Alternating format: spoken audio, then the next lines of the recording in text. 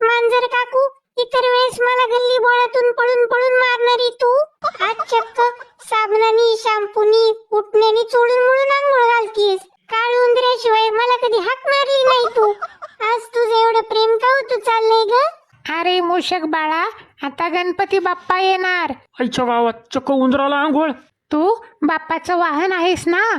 आता 10-12 दिवस चिखलात गटारात अजिबात लोळायचं नाही. छान स्वच्छ राहायचं.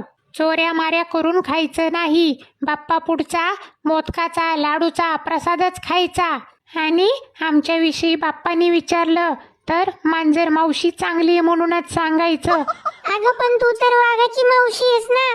आता काही दिवस मी तुझी पण मावशी आहे. बया, गणपती बाप्पासाठी वशिला लावी ती. काय तर म्हणे मांजर मावशी.